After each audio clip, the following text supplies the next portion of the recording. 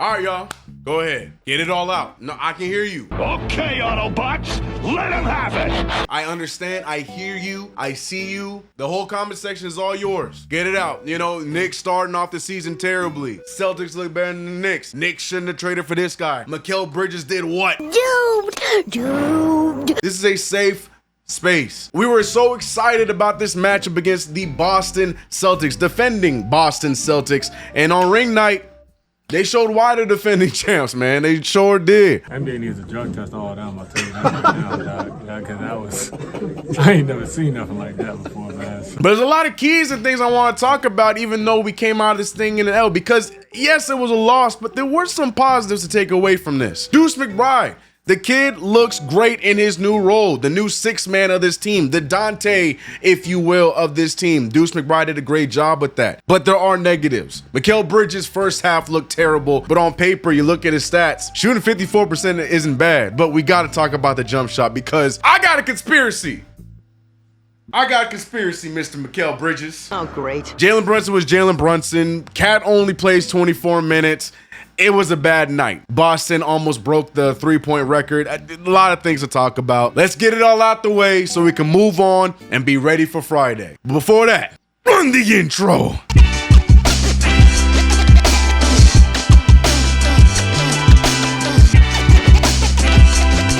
What's going on, CK Cruz? Your boy CK2K, and welcome back to another video. If you haven't already, subscribe to the channel, hit the notification bell. Don't forget to like this video. Yeah, the elephant in the room. CK decided to just sit out the rest of the preseason. I sure did. I'm gonna be so honest. I was so excited for yesterday's game that I could care less about the preseason. He's a phony. Yeah, we had some good moments. Comey looking good in the preseason, making some great shots. Ariel Hukporty continuing to surprise folks, and I've been saying I'm excited about him. Blah, blah, blah, blah, blah. But I was so over preseason. I was ready for the regular season. So I enjoyed the rest of my break. Continue to get prepared for Coast to Coast. Go check out the channel or anywhere you listen to podcasts. Coast to Coast is back, as well as prepare for regular videos on the channel. So we missed the rest of the preseason. Sue me. But let's talk about the game we just saw, man. Knicks, Celtics, 132-109. What else we need to talk about? I can't hold a frown too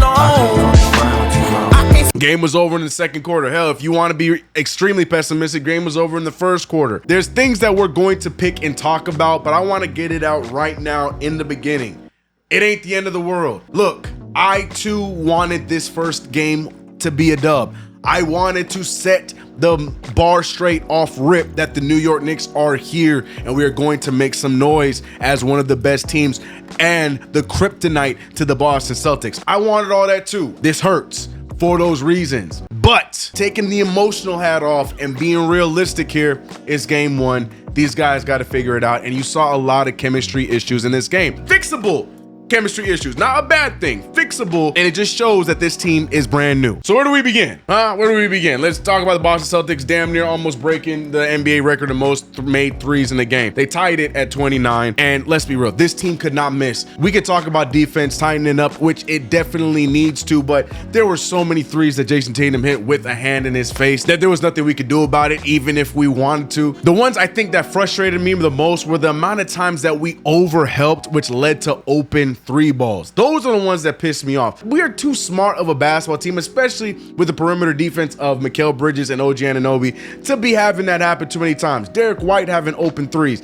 Tatum having open threes, Jaylen Brown open threes, open threes, open threes. And a lot of it was because we were over helping. And those are the kind of things is what I'm talking about, the chemistry needing to come together. And it will. It's the first game of the year. It will. But those are the noticeable things as to why they got so many shots. And let's be real, they took and they made those shots. As much as I hate the Celtics, I gotta give them props. That game was phenomenal on their end. They did what they're supposed to do in ring night. It is what it is. A lot of the shots were open, and that's where the Knicks fell through. So Boston took advantage. Where do the Knicks need to get better? Well, I'll say this. Like I said, stop leaving your man to go help when it's not needed. It happened too many times, especially with Derek White and with Jayson Tatum. Why? Don't believe me? I'm sure I'm showing you a gazillion examples of the amount of times that we left players open because we're over-helping defensively. Stop it. Stop it. Those things are definitely going to be fixed in December, I'm sure. But man, nip it in the bud now. And speaking of nipping it in the bud, we're going to talk about this Mikal Bridges conspiracy, because that's what I'm calling it at this point. Mikal Bridges. I have strayed away from the conversation. Y'all know I'm a big Mikal Bridges fan. I still am a big Mikal Bridges fan even after that game. A lot of you guys already jumping ship, which I feel is crazy, because that second half I feel like is a better example of who he is than that first half. I digress. The Mikal Bridges conspiracy, this jump shot crap. I didn't talk about it yet. We're going to briefly talk about it now. For those who didn't know, Mikal Bridges allegedly changed his shot because for some reason he changed his shot where it looks like this now. Don't believe me because that was just practice footage? Look at it in the game. So for whatever reason, Mikal Bridges has this stupid hitch in his jumper now. What the conspiracy is, I don't know. Was there some kind of clause in the trade where Mikal Bridges has to work with this raggedy shot because they don't want to be too damn good too soon? I don't know. Obviously, I'm joking. But there's got to be something here because it was clear that this shot right here in the first half that we saw is not the same shot as this shot we saw in the second half. You see how much quicker the release was in the third quarter compared to the first half? There's something up there and I don't know what it is, but Mikal Bridges, I hope you abandon that shot and leave that shot in the first half because he looked brilliant in the second half. Obviously too little too late, but the dude was shooting off the dribble. The dude looked confident. Dude was taking the ball to the hoop, making some great lays. Mikal Bridges in that second half, I feel like is a more believable sample size of what he's going to be for this season than that first half. But golly, please leave that hit shot in the past. I don't know if something just clicked where he's just like, all right, I'm going back to my old habits. I don't know. I don't even know who told you to do this in the first place. We know that you said you were going to. I just don't understand the why. Nobody does. But for the love of God, Mikal, before I click this send on a brand new Mikal Bridges Knicks jersey, I'm gonna need you to fix that damn shot. Sorry, I'm gonna need you to keep the shot broke. Because broke got you one of the best corner three-point percentages in the NBA. Leave the shot broke, because if what we saw in that second half is a broken shot, stick to that. Man, my teammates keep finding me. Just making one. I think that's pretty much it. Just making one is just like letting the lid off. But that's pretty much it. Just teammates keep finding me.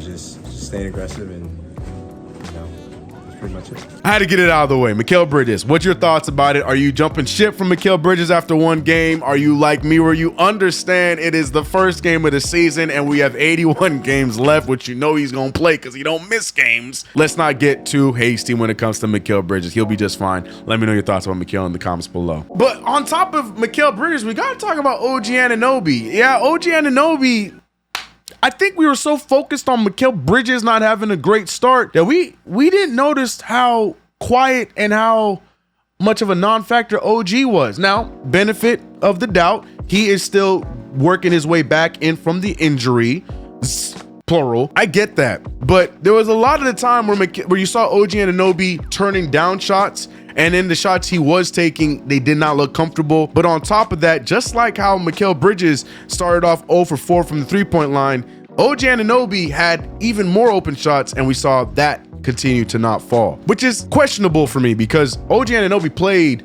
a good amount of minutes and a good amount of time in the preseason, and I wasn't gonna raise any kind of flags about it, but personally I was a little concerned by the lack of trying on the offensive end from OG Anunoby in the preseason, and we saw it kind of carry over here into the first game. Now, again, first game, I do fully expect to see OG Kawhi Leonard light to come back out where we see the mid-range jumper, but I don't know if it was just the matchups. I don't know if he was more focused on the defensive side. I don't know if he was more focused on getting Jalen Brunson going. Not entirely sure, but OG Anunoby, we got to get the active OG Anunoby back once again. Thoughts on OG Anunoby? Let me know in the comments below. Karl-Anthony Towns, debut game, first game since the trade. I saw a lot of things I liked about Cat. I mean, Karl-Anthony Towns only took 9 shots, made 5 of them. And Karl-Anthony Towns, you saw that he wasn't really forcing the 3 ball. He only took 2 of them. One of them did go down. I was still okay with the first one, even though he missed it. But Karl-Anthony Towns did a good job at being aggressive. Hell, one of my favorite plays was the fact that he got blocked by Al Horford, and instead of complaining about it, immediately got the ball back and made a great finesse move to get an and one in the following play. Those are the kind of things that I think are gonna be great for us long term when it comes to the Karl-Anthony Towns acquisition. I'm not worried about Cat. Yeah, I would love to see him shoot more than 9 shots in the first game. Yeah, I would have loved to see him play more than 23 minutes in the first game. But the rotations were just a little odd for Karl-Anthony Towns, and I think he's still trying to figure his spot out on this team. So I'm half and half with the debut of Cat. What do you think about Cat? I'm not really tripping about Cat either. Last but not least, let's talk about Jalen Brunson and Deuce McBride. Like I mentioned earlier, Deuce McBride, it seems like he is doing a great job filling the shoes that were left behind by Dante DiVincenzo in the trade, as he is now playing for Minnesota. Deuce McBride looked great. I loved all 10 of his shots. I know he missed 2 of them, but I loved every single one of his shots. He started off 4 for 5 from the 3-point line.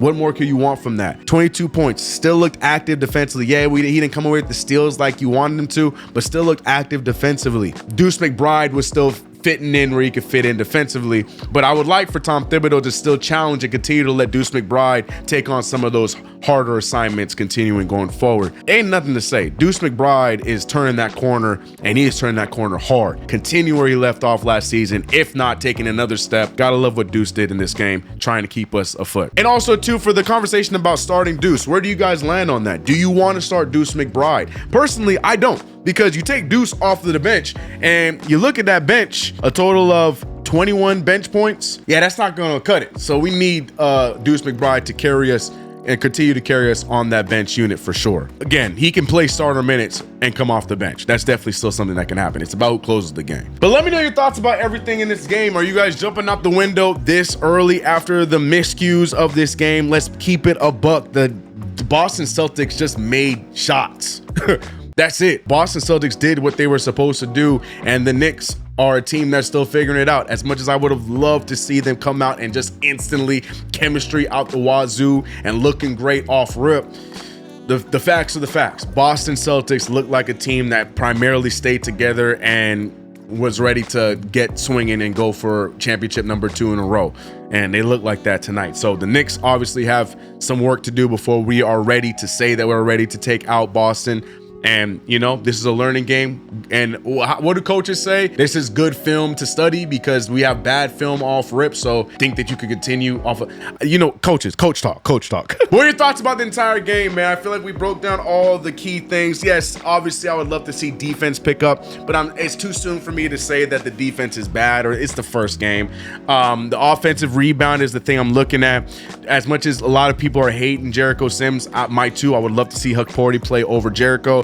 Jericho Sims did a great job on the offensive boards, which is why I feel like Tom Thibodeau wants to ultimately give him a chance, because Tibbs probably thinks that he is our best shot to be like Isaiah Hartenstein and help us on the offensive boards, and he's rightfully so. But outside of rebounding, there's not much else you're getting from Jericho Sims. The look on his face looks like he is forever lost on that floor. I think I can probably guess what a lot of you guys are going to say when it comes to Jericho Sims, but let it be said what your rotations are. Talk about everything that happened in the game. Let everything be known and out in the comment section below. You know I'll be down there checking it out and responding to the comments, as I always do. If you haven't already though, make sure you subscribe to the channel, hit the notification bell. Don't forget to like this video, share it out to the people, other Knicks fans you know that do not know possibly about this channel. I really want to get to 30,000 subscribers. It's time to get to set these goals and get to these goals. So if you've been watching these videos, you're not subscribed, hit the subscribe button. Helps me out a lot. Really appreciate you. But we're out of here, man. Shout out to Knicks Fan TV. I'm excited to continue the partnership with them that I've been with for about 4 years now. Love the family over there. We did play-by-play yesterday, and I'll be doing plenty of play-by-plays in the future. Stay tuned for that. I'm out of here, man. Y'all be easy. On to the next game. I ain't stressing about this no more, all right? I ain't stressing about this game no more. I can't hold a frown.